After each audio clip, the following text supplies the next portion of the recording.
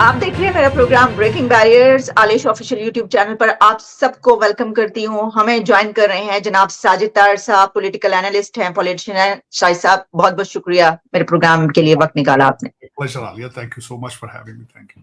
साजिद साहब, पाकिस्तान के तो हालात और सियासत जो है वो काफी बदल रहे हैं।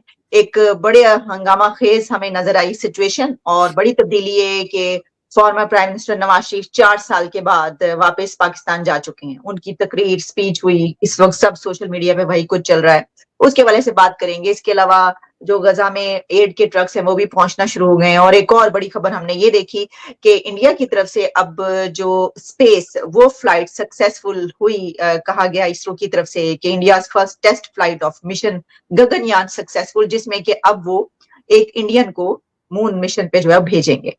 तो सर, स्टार्ट किए लेते हैं। साजिद साहब, कितनी बड़ी ये तब्दीली है, कितना सिग्निफिकेंट है ये पाकिस्तान के लिए? क्योंकि जो उन्होंने स्पीच किया नवाज शरीफ साहब ने, उस पर उन्होंने कहा कि इंतकाम की सियासत पे वो यकीन नहीं रखते, नहीं करेंगे। तो इसको बड़े एक उसमें देखा जा रहा है कि ये एक पॉजिटिव वे में इसको देखा जा रहा है। आप कैसे देख रहे हैं उनकी वापसी को? आलिया, मैंने कुछ सवालात लिखे हैं जो मैं दर हकीकत 25 करोड़ लोगों से पूछना चाहता हूं। वो मैं अभी थोड़ी देर बाद कहता हूं, लेकिन आज मेरा सबसे बड़ा क्वेश्चन जो है वो आईएमएफ की तरफ। क्या आईएमएफ वाले भी आंखों से अंधे हो चुके हैं? उन्होंने ये देखा नहीं है जलसा कि किस तरीके से एक चार्टर जहाज से एक बैंकरप्ट कंट्री का नेक्स्ट प्राइम मिनिस्टर जो है वो लैंड किया है, और 2 जहाज हायर करके फूलों की पत्तियां निछावर की गई, और किस तरीके से गवर्नमेंट के सोर्सेज रिसोर्सेज को यूज करके तकरीबन 75,000 लोगों को इकट्ठा किया है। आईएमएफ वाले ये सारा ड्रामा देख रहे हैं। आज मेरा ये क्वेश्चन है उनसे कि आप जब अपने पांव के तलवे चिटवाते हैं इनसे और अंगूठे लगवाते हैं, इनके गुर्दे लिखवाते हैं जब इनसे, उस वक्त ये आपको बताते हैं हमारे पास तो खाने के लिए कुछ भी नहीं है, खत्म। तो लेकिन जिस तरीके से ये आलीशान जलसा, मुगलिया दौर का जलसा जो किया गया है, क्या आईएमएफ वाले अंधे हैं? और अगर अंधे नहीं है तो मैं अमेरिकन हूं, मैं इसका जवाब चाहूंगा कि मेरा ब्लड एंड स्वेट जो है उसको क्यों जलील किया जा रहा है? कभी यूक्रेन को देते हो, कभी पाकिस्तान को देते हो, कभी और करप्ट मुल्कों, पठानों को, अफगानियों को देते हो। मेरा पसीना खून इतना सस्ता है? मेरा ये क्वेश्चन सबसे पहले तो आईएमएफ से, कि एक आलीशान चार्टर जहाज है, आलीशान चार्टर जहाज, और मेरा 25 करोड़ लोगों से सवाल ये है, 4 हफ्ते के लिए एक इंसान गया था, 4 साल रहा है, उसको सिर्फ 4 मिनट के अंदर कोर्ट ने रिलीफ दी है। आज के इस जलसे का क्रेडिट मैं इस्लामाबाद हाई कोर्ट को दूंगा, मैं किसी और को नहीं दूंगा। उसकी वजह यह है, अगर उस दिन जमानत ना ली जाती, आज एक भी इंसान इस जलसे में नहीं होना था। अब जो लोग वहां बैठे थे, मैं उनके बारे में बोलना चाहूंगा। आलिया, ये गुलाम लोग बैठे थे, गुलाम लोग बैठे। मैं 2 वाकयात पेश करना चाहूंगा आपके देखने वालों को उसको समझने के लिए, कि ये जो लोग 75,000 इकट्ठे हुए थे, इसी जगह पे इमरान खान के लिए भी इकट्ठे हुए थे, इसी जगह बेनजीर के लिए इकट्ठे हुए थे, यही पे करारदादे पाकिस्तान हुई थी। लेकिन ये लोग कौन है? ये याद रखा जाए कि ये हर फॉरेन इन्वेडर के गले में इसी तरह हाल डालते रहे हैं जिस तरह आज इन्होंने नवाज शरीफ के गले में हाल डाले। और इसी शहर के अंदर शहबाज शरीफ के अपने हलके में जहां से इलेक्शन लड़ा, 1 हफ्ता पहले उन्होंने इतनी गालियां निकाली हैं, पत्थर मारे हैं। आज वहां पे फूलों के 2 जहाज ऊपर उड़ रहे हैं, फतेह वो फूल फेंक रहे हैं। मैं ये लोगों के डीएनए के बारे में बात करना चाह रहा था। प्री पार्टीशन एक लैंडलॉर्ड ब्रिटिश एजेंट था, तो जब वो ब्रिटिश जाने लगे तो उसने कहा भी मैं कराची जा रहा हूं इनको सी ऑफ करने के लिए। तो उसके किसी दोस्त ने कहा कि चौधरी साहब, आप कराची जा रहे हैं लेकिन जापानीज तो बर्मा तक पहुंच चुके हैं। उसने कहा, यार तुम तो बहुत छोटे जेन के आदमी हो, मैंने ब्रिटिशों को छोड़ने जा रहा हूं, जापानियों को कहूंगा मैं तुम्हें लेने आया। तो दर हकीकत ये वो कौम है, ये वो कौम खड़ी है जिसकी कोई पॉलिटिकल ना ट्रेनिंग है, ना सियासत है, ना कुछ है। बल्कि यहां तक मैं कहना चाहता हूं कि ये उस दिन इस्लामाबाद हाई कोर्ट ने वजीर आजम हाउस की चाबियां दे दी हैं नवाज शरीफ को। अब इलेक्शन की एक्सरसाइज जो करानी है वो कौम का पैसा जाया करना है। इन्होंने सीटें आपस में डिस्ट्रीब्यूट, इन्होंने इलेक्शन दुबई में बैठ के डिसाइड कर लिया था, इन्होंने इलेक्शन की सीटें बांट ली हैं लंदन में बैठ के। तो दर हकीकत आज जो कुछ भी ड्रामा हो रहा है, मुझे कोई इस पे मैं पहले ही उम्मीद है, मैं देखे ना, आप डिसअपॉइंटेड, आपका दिल टूटता है जब आपको कोई उम्मीद हो। जो आपको उम्मीद हो। मैं यहां एक दूसरी चीज यहां कहना चाहूंगा, आपके एक बहुत बड़े लीडर थे, फिरोज खान नून उनका नाम था, बहुत बड़ा नाम था उनका नाम। वो चीफ मिनिस्टर थे, तो उन्होंने चीफ मिनिस्टर, गवर्नर भी रहे पहले, गवर्नर बहुत नाम था उनका, ब्रिटिश एजेंट ही थे वो भी, दर हकीकत वो भी लैंडलॉर्ड थे।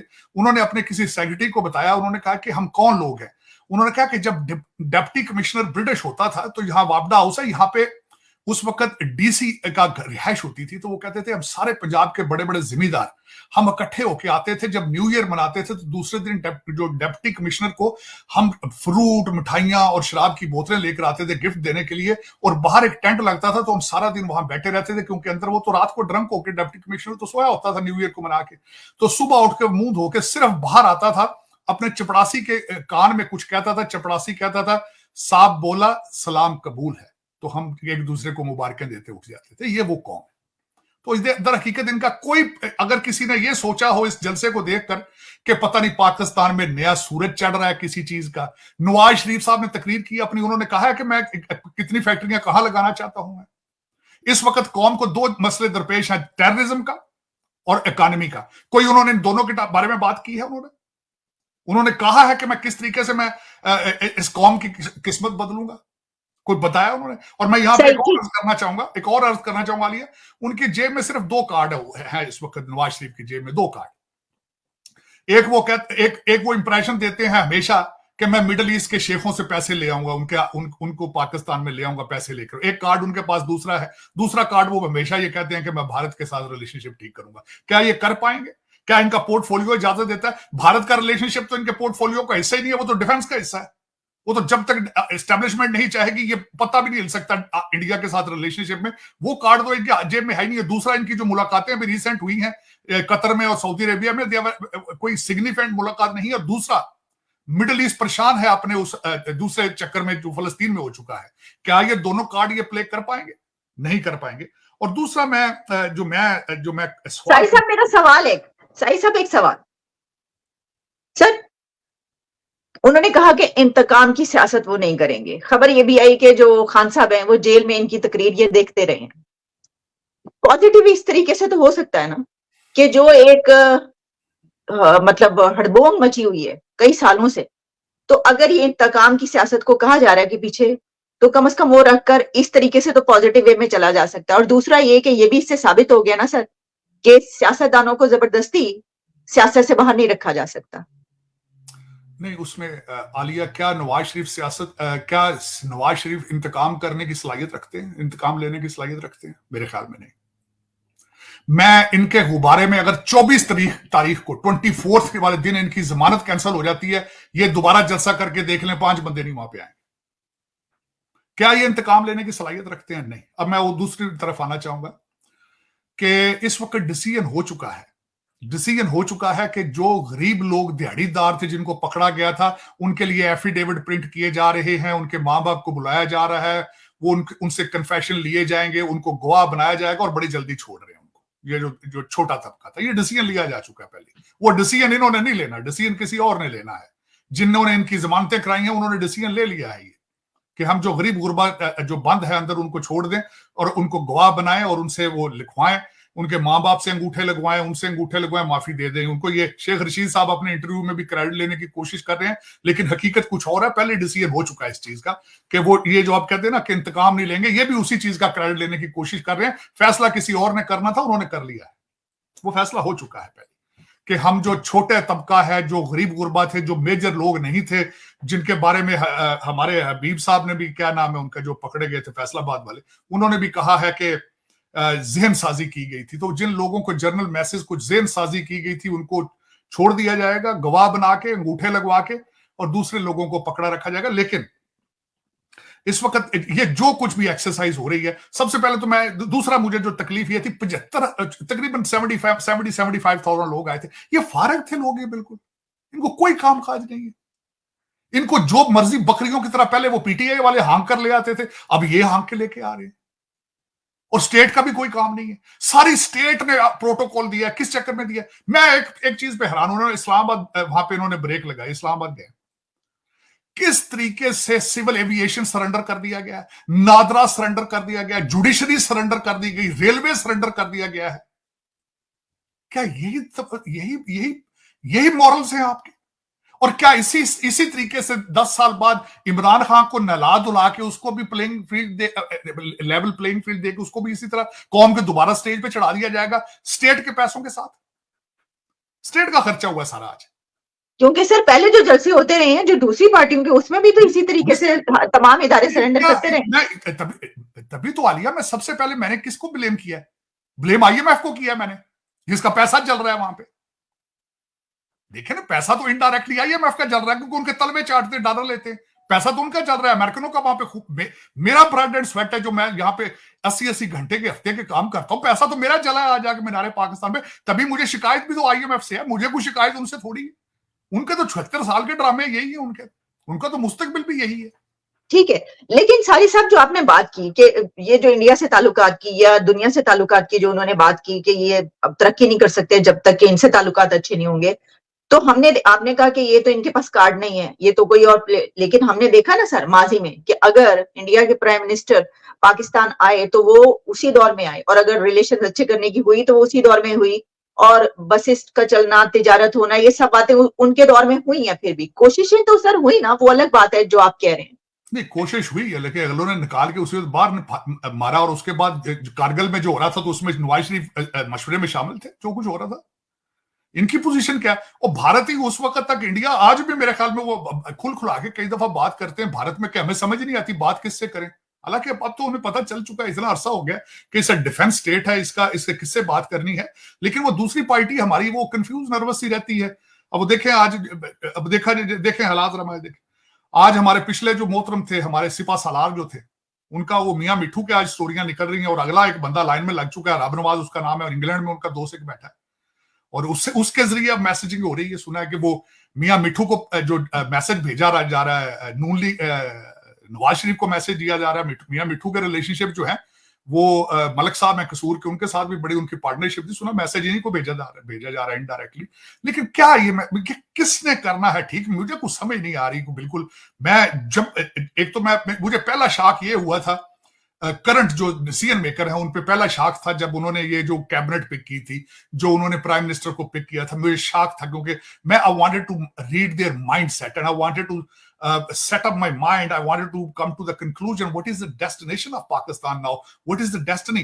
I was in shock. It was a lower quality of लोगों को पिक किया गया, तो उस पे मुझे शॉक था। आज दूसरा शॉक ये हो रहा है इसी चीजों का कि देखें, आपने अदालतें भी 4 मिनट के अंदर दे दिया सारा कुछ, 4 घंटे। फिर बशीर साहब दूसरे जज जो आए हैं, उनकी सिस्टर का इंतकाल हुआ है एक दिन पहले, बीमार है खुद, वो मास्क पहन के अदालत में आ गए। 25 करोड़ लोगों की मुंह के ऊपर इतने थप्पड़ मारने जरूरी थे एक दिन के अंदर, जो 30-30 साल अदालतों में जलील होते हैं। सर देखिए कितने ड्यूटीफुल हो सर, कितने फर्शनास, आपको तो तारीफ करनी चाहिए इस चीज की कि उन्होंने कहा मैं ड्यूटी पे जरूर जाऊंगा। देखिए ये तो फिर आपको पता है, ये सियासी मुकदमात में तो हमने ये देखते चले आ रहे हैं, हमेशा से होता है। सियासी मुकदमात ना कहें, 3 लाहौर हाई कोर्ट, वो मैं साइड जो MPA था दामाद लाहौर हाई कोर्ट का, मैं नहीं भूल सकता उसको, और आपकी इस्लामाबाद हाई कोर्ट और सुप्रीम कोर्ट, पिछले 4 साल से इन्होंने कोई फैसला कोई और दूसरा केस सुना हो। सुबह उठते हैं, शाम तक ये सियासी फैसले करते हैं। तो साई साहब, आपको ऐसा नहीं लगता कि अब नवाज शरीफ जो कि अगले वजीर आजम बनने जा रहे हैं, वो आएंगे तो हमारे ताल्लुकात हमारे हमसाया मुल्कों से बेहतर होंगे? मुझे ऐसा लग रहा है, आपको ऐसा नहीं लग रहा? उसमें 2 सिग्नल, इंडिया से ताल्लुकात अच्छे होंगे। नहीं, उसमें 2 सिग्नल जा रहे हैं। 2 सिग्नल ये जा रहे हैं कि हो सकता है कि हमारे जो फैसले करने वाले हैं उन्होंने माइंड चेंज कर लिया हो, इनको आगे सामने फ्रंट पे रख के रिलेशनशिप बेहतर करने की कोशिश की जा रही हो। एक तो इशारा ये है, वरना नवाज शरीफ साहब का इनके पे ग्रेड से ज्यादा है भारत के साथ रिलेशनशिप ठीक करना, मेरी ओपिनियन में। उसकी वजह यह है कि किसी भी जो कि पाकिस्तान के अंदर एक सिस्टम हाइब्रिड सिस्टम है, हाइब्रिड। तो ये जो लोग सियासतदान पहले उसी हाइब्रिड सिस्टम को एक्सेप्ट कर लेते हैं, फिर जब इनको निकाला जाता है कहते हैं हमारे पास तो पावर ही नहीं थी, हमारे पास। भाई तुम पहले हाइब्रिड सिस्टम को एक्सेप्ट क्यों किया तुमने? तुम पहले जाके इनकी मिन्नतें करके तुम आगे आए हो। आज शेख रशीद साहब के इंटरव्यू में उन्होंने सारा कहा, उन्होंने कहा जी उनके बगैर तो गुजारे ही नहीं है, उनके बगैर तो सर उनको थप्पड़ मार दिया वो कह रहे हैं। नहीं, कोई थप्पड़ नहीं मारा, थप्पड़ वाली हालत नहीं है। लेकिन ये मैं जरूर कहूंगा, इधर तो थप्पड़ नहीं मारा, हो सकता पीछे से मार के लाए हो तो अलग बात है। वो जो मैंने बात कर रहा था, जिस तरह वो किसी ने दिया है कि लाहौर में उनको घसीट के लाया गया, वो इंटरव्यू तो उनके घर में हुआ है।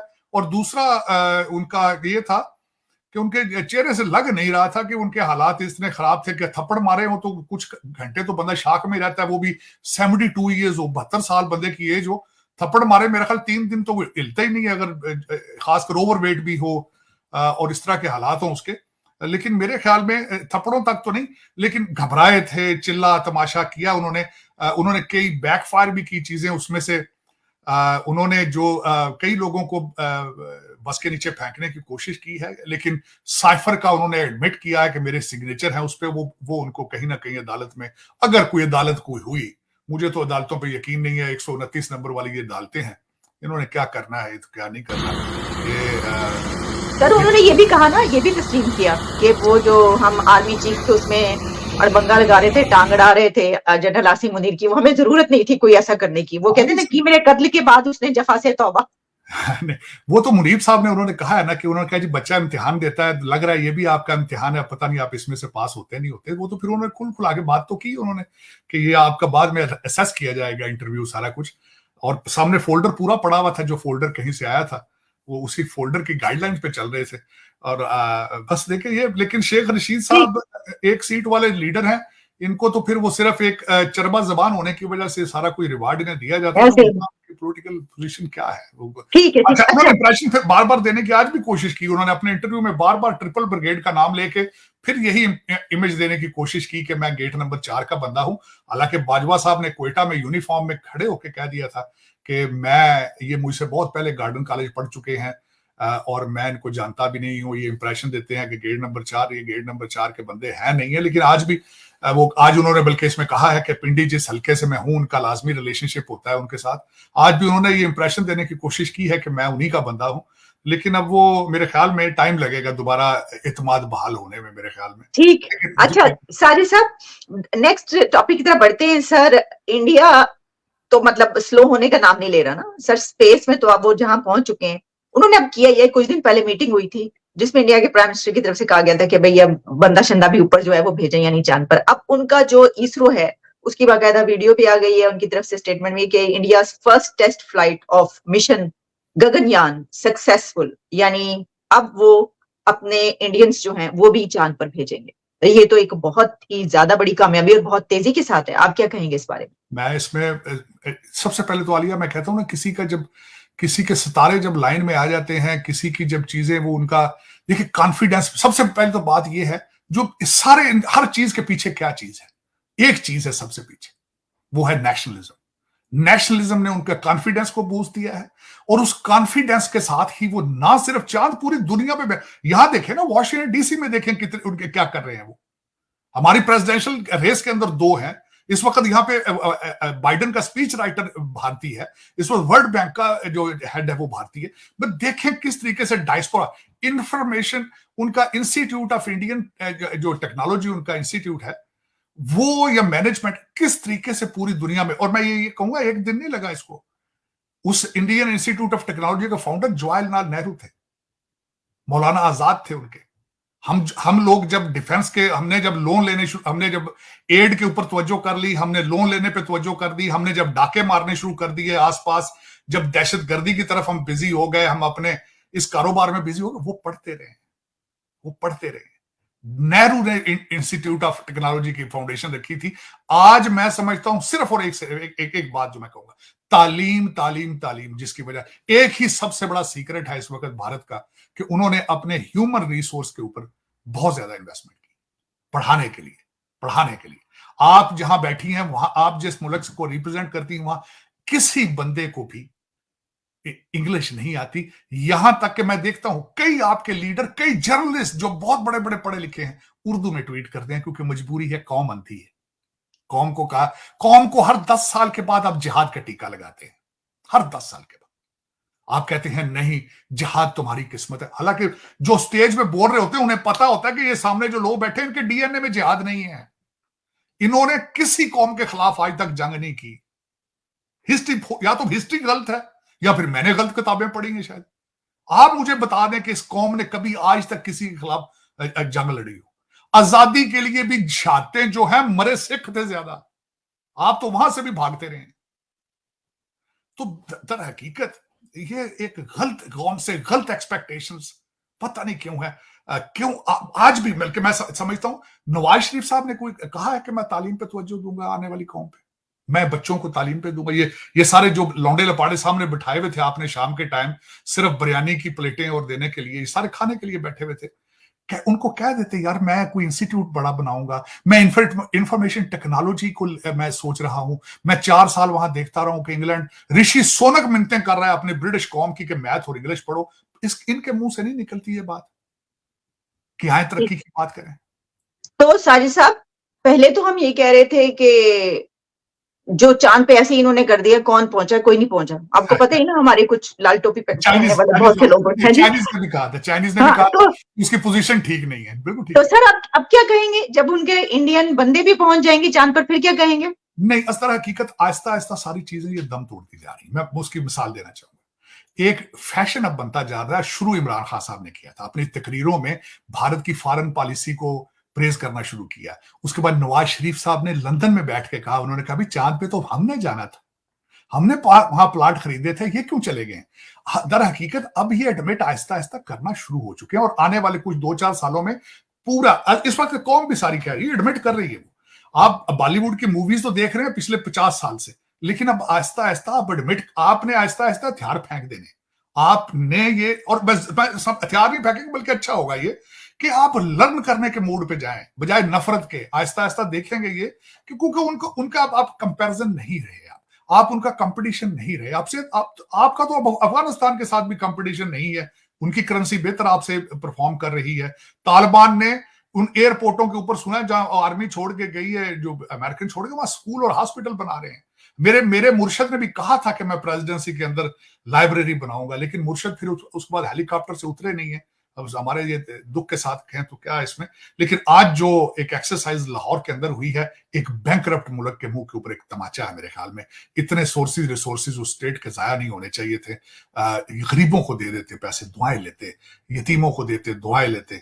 वहां पे जो इतनी बिरयानियां दी गई, कुर्सियां रेंट की गई, ट्रैफिक बंद की गई, पेट्रोल जो इतना महंगा है वो जलाया गया, जहाजों से फूल फेंके गए। किसके लिए, क्या मकसद है? कोई जीत के आ रहे हो आप कोई नई चीज लेकर आ रहे हो?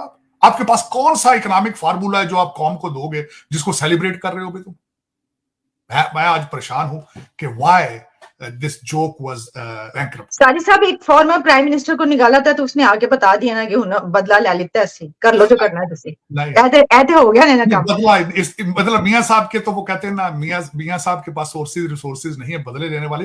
किसी और ने लिया हो तो अलग बात है, मियां साहब ने इसका। मैं एक आपके बहुत, मुझे जर्नलिस्ट है उनकी एक बात बहुत पसंद है। उन्होंने कहा आज चाहिए कौम को मातम करे लेकिन घरों के अंदर, क्योंकि घर के बाहर मातम करना मना है। एक अच्छा काम गजा और इसराइल के बीच ये हुआ कि जो एड है वो वहां पर पहुंचना शुरू हो गई है, क्योंकि रफा जो क्रॉसिंग है वो अब खोल दी गई है। जिस दिन कहा था कल वो नहीं खोली, लेकिन चलें आज तो पहुंचना शुरू होगी। तो लगता है आपको कि ये एक पॉजिटिव डेवलपमेंट है इस क्राइसिस में और इससे बेहतर कुछ निकलेगा? मैं दो चीज, एक तो मैं बताना ये चाहूंगा कि एड जो रुकी हुई थी, उससे पहले मैं बताना चाहूंगा रफा के आसपास पहले तैयारों ने वहां पे बम फेंके थे और सड़कें नहीं थी इस काबिल, और उसको अमेरिकन या दूसरे लोग उसको रिपेयर कर रहे थे, उसकी वजह से डिले थी। एक तो ये बात। दूसरी उसके बाद ये है कि 2-4, मैं इसको इकट्ठा एनालिसाइज करना चाहता हूं। 2 अमेरिकन को छोड़ा गया है, 2 अमेरिकन को जो हॉस्टेज थे उनको भी कतर ने नेगोशिएट किया है। अब इससे इशारे क्या मिल रहे हैं मैं ये बताना चाहूंगा। एक तो 200 से ज्यादा हॉस्टेजेस हैं इस वक्त। इजराइल भी उस पोजीशन में नहीं है कि, और दूसरा क्वेश्चन ये है कि अभी तक उन्होंने इन्वेजन शुरू क्यों नहीं की है। ये भी एक रीजन है, ये भी एक रीजन उसकी होनी चाहिए। फिर मुसलसल उनके पास 200 सवा 200 उन्होंने हॉस्टेज होल्ड किए। 150 से ज्यादा मिसाइल इस वक्त, 1.5 लाख से ज्यादा मिसाइल हिजबुल्लाह के पास है, वो तैयार बैठे हैं। सुना सीरिया से भी ट्रूप्स जो है वो मूव करना शुरू कर चुके हैं, जो इरानियन बैक्ड हैं, जो उनकी उनको सपोर्ट हासिल है। इस वक्त इतना आसान इजराइल के लिए भी नहीं, वो भी एक स्टक अपने आप को समझते हैं कतर इस वक्त, और दूसरा इस हॉस्पिटल के बाद अरब कंट्रीज जो है उन्होंने उनका माइंडसेट चेंज हुआ है उसके बाद। सो तो प्रेशर दोनों साइड से क्रिएट किया जा रहा है, हो रहा है।